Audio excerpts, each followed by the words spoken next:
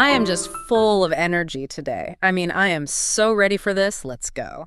Good morning, good afternoon, good evening, wherever you are in the world right now. Welcome back to Sip&Talk. So glad to have you all here. And I actually have to bring this up right away because I saw a comment from one of our Sip&Talkers this week that just made me laugh out loud. Oh boy, what did they say?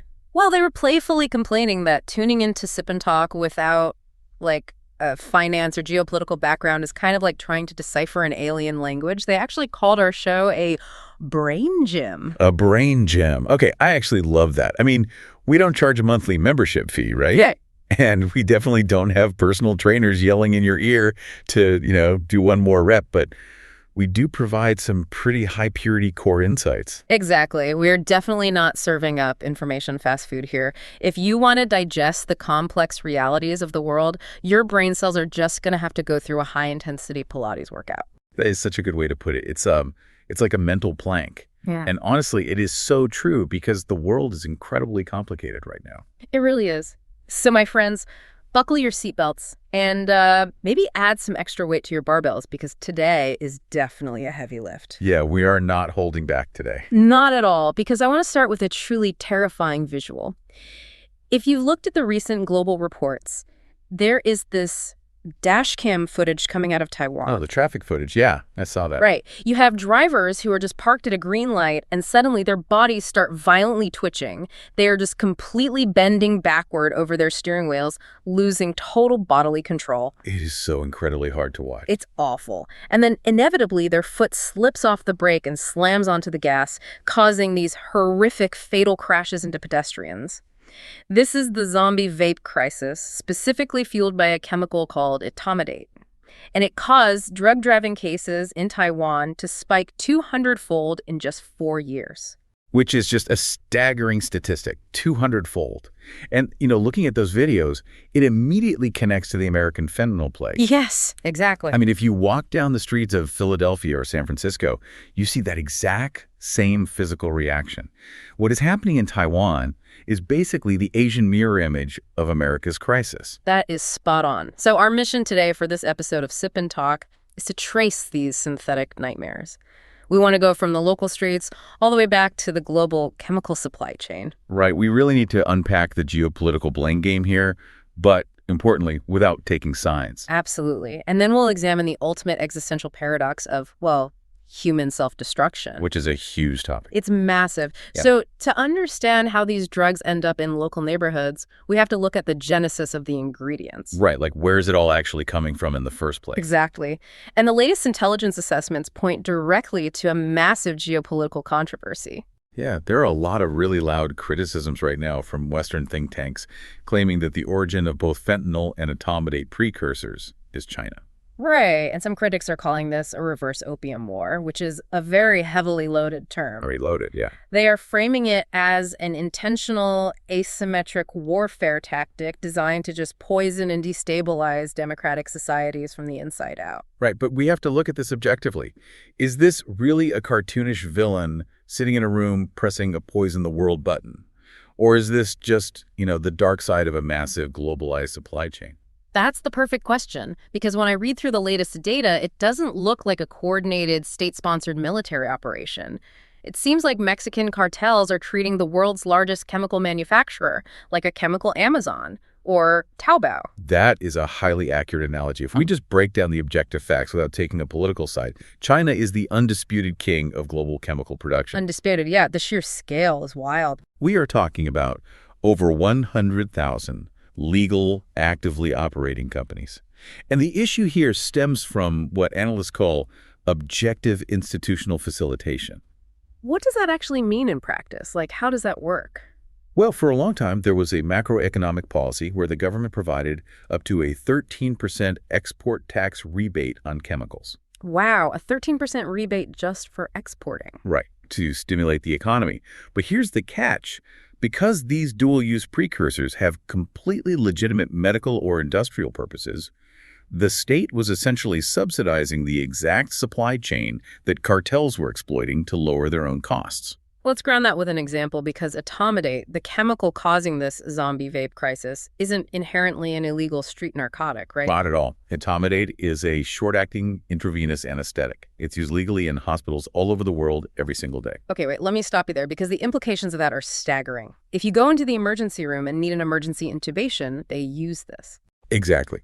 The anesthesiologist will administer etomidate to safely knock you out and suppress your reflexes so they can insert the breathing tube. So because it has a legal, life-saving use, a massive chemical factory can manufacture tons of it, export it globally, and legally get a tax break from the state. Precisely. It is an issue of immense industrial scale, completely overwhelming the regulatory framework. The state is essentially, albeit inadvertently at the macro level, subsidizing the cartels. The cartels are sourcing hospital-grade anesthetics at incredibly low, subsidized costs. Fueled by relentless underground demand, yes. Okay, I understand the industrial scale argument, but I still struggle with the innocent blind spot theory. We are talking about a highly surveilled state. How can authorities possibly not know that massive amounts of precursors are going straight to cartels? They absolutely do know. I mean, the capability to regulate and track this exists. The blind spot isn't a lack of surveillance capability. So what is it? It's a matter of calculated geopolitical leverage. Historically, law enforcement cooperation with Western intelligence, like the DEA, has been utilized as a diplomatic bargaining chip. Ah, so it's a political tool. It's like a faucet they can turn on and off. Exactly that mechanism. When diplomatic relations are tense, maybe over trade tariffs or semiconductor embargoes, judicial cooperation basically vanishes. The intelligence sharing stops. And the chemicals just keep flowing. Right. But when there's a high-level summit, suddenly there are massive, highly coordinated crackdowns. Facilities get raided, bank accounts are frozen. Which unequivocally proves it is entirely about political leverage, not an inability to enforce the law. That is so cynical. It is the cold reality of international relations. But the cartels aren't just sitting around waiting for diplomats to shake hands at a summit. They have to adapt. They absolutely adapt. And this brings us to a well-documented phenomenon known as the balloon effect.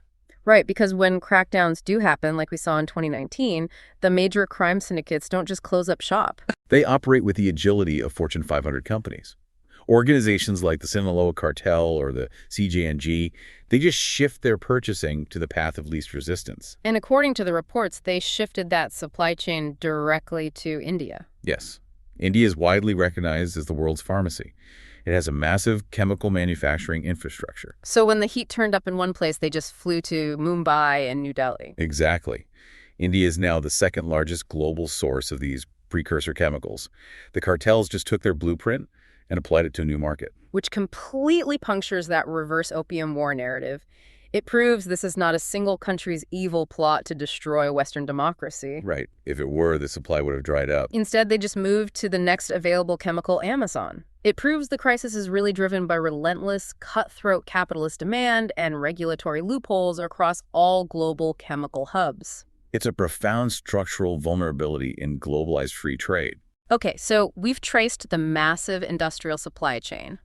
But we really need to ask how cartels successfully market these harsh industrial chemicals to everyday youth. Right, because the etomidate is a hospital-grade anesthetic. How do you sell that to a young professional or a teenager? The answer is technology. And this is the part that genuinely terrifies me. Think about it. Traditional drugs from decades past had a built-in stigma. Oh, absolutely.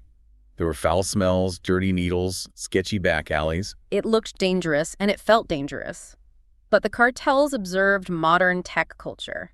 They weaponized the e-cigarette, the vape. They synthesized it into an oil. Yes, they put it in a sleek, tech-forward aesthetic. They added flavors like mango and blue raspberry. It functions as the perfect Trojan horse. A Trojan horse that entirely bypasses society's psychological defenses. A kid sees a colorful vape pod that smells like fruit. It looks indistinguishable from a trendy, harmless habit. They have absolutely no idea they are inhaling a chemical compound designed to suppress the central nervous system. The physical carrier of the drug has been completely sanitized by modern tech. It doesn't look like a drug. It looks like a USB drive. And that aesthetic disguise creates an absolute nightmare for law enforcement on the ground. Oh, I can only imagine the headache for police officers. Think about it. Society knows how to handle drunk driving. If an officer pulls someone over, they can administer a breathalyzer test. It relies on a scientific baseline, detecting ethanol gas, and gives an immediate result. The number pops up, they are legally impaired, and an arrest is made. Clean process. But you cannot instantly breathalyze a driver for etomidate or for any of these new synthetic fentanyl analogs. The field technology simply does not exist yet. So what do they do? It requires drawing blood or collecting urine and sending those samples off to a lab for mass spectrometry analysis. That entire process takes weeks. By the time the results are back, the legal window to hold the suspect is completely passed. And the legal and scientific lag is even worse on a legislative level. I mean, I saw in the latest intelligence assessments that Taiwan is officially placing a specific compound, captoetomidate, on their banned list in 2026. Right, but the moment governments ban a specific chemical compound, what happens? The underground chemists just go back to the drawing board. They just alter one molecule. Exactly. Right. Because it's entirely synthesized in a lab, they tweak the structure just enough so it has the exact same devastating effect on the human body. But legally speaking, it's a brand new, unclassified chemical. It creates this perpetual game of scientific whack-a-mole. The cartels change one molecule, the new zombie vape hits the streets legally untouchable, and the government has to start the years-long bureaucratic process all over again. It exposes a profound vulnerability in modern governance. The law is slow-moving, but chemistry in the hands of profit-driven actors is violently proactive. That endless cycle of brilliant chemists inventing new ways to bypass the law brings us to what I think is the ultimate tragic paradox of the human species. It is a deep paradox, yeah. I mean, humanity has built artificial intelligence. We have launched reusable rockets into space. Yet, despite all of this peak intellectual brilliance, we are entirely defenseless against a cheap electronic vape pod. It really makes you stop and ask why. It does. Why do we use our peak technological brilliance to fuel our own destruction? Are people just so desperate to hack their own brains to escape the crushing pressure and emptiness of modern life? You know, it is deeply tempting to view this crisis through a romantic, existential lens like humanity is fundamentally fractured, searching for an escape. But you don't think that's it? If we analyze this through the strict lens of neurobiology, I have to offer a much more sobering perspective. This is not a philosophical quest for meaning. It is a brutal biological hijacking. Break that down for us. When you say biological hijacking, what specific systems are they targeting? Deep within the midbrain is a structure called the ventral tegmental area, or the VTA. This is a core component of the human reward circuitry. It evolved millions of years ago on the savanna for survival. To reward us for finding calorie-dense food or reproducing. Right. It releases a surge of dopamine to signal, this action sustains life. Do it again. So it's our evolutionary motivation system. Precisely. But that delicate system is completely defenseless against high-purity lab chemicals. Cartels don't need to understand philosophy. They just exploit a biological glitch for profit. Wow. When a synthetic compound crosses the blood-brain barrier, it just floods the system with a chemical tsunami we aren't equipped to process. Exactly. It chemically supersedes the evolutionary drive to survive. Yeah. Acquiring the drug becomes the brain's singular imperative, overriding even the need for food or safety. It sounds straight out of a dystopian cyberpunk novel. High-tech, low-life. We're using cutting-edge molecular chemistry to override ancient survival software. That is a chillingly accurate description. Human free will is entirely stripped away by a chemical formula. Phew. Okay, I have to say, hearing the biology explained like that, it honestly takes the wind out of you. That was a really heavy brain workout today. It is exhausting for the soul to think about the human experience in those terms. It is. It's an incredibly heavy topic. I just feel this deep heartbreak for the families and the communities shattered by these synthetic chemicals. Because in our fast-paced, high-pressure modern world, it feels like millions of people are just looking for a painkiller for the soul. And they're finding it in the most destructive places. It is deeply heartbreaking. And acknowledging that human toll is vital. And I want to emphasize that we didn't do this episode to take the moral high ground or to point fingers at a specific nation's policies. No, definitely not. The goal is just to strip away the angry political rhetoric and the surface-level panic and present the objective, complex realities. Exactly, because the core mission of Sip and Talk is to help you build independent critical thinking skills. We don't want you to be easily manipulated by fear-mongering political campaigns or information fast food or ideological echo chambers. Knowledge is only valuable when it is clearly understood.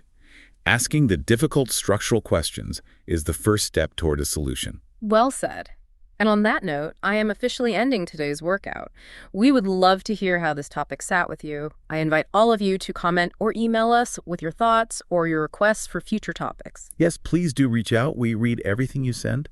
And remember to stay hydrated and please stay safe out there. Absolutely. Don't forget to subscribe to Sip and Talk wherever you get your audio. Oh, and before we go, I have to give a huge shout out to an old friend's YouTube channel.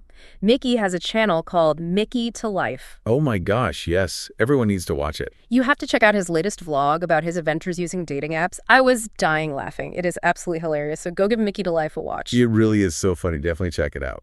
All right, I'm going to leave you with one final thought. If a lab-synthesized chemical can completely overwrite our millions of years of evolutionary survival instincts, what does that mean for the future of free will as biotechnology and neuroimplants get even more advanced? It is definitely something to mull over. We will see you all next time. Bye, everyone.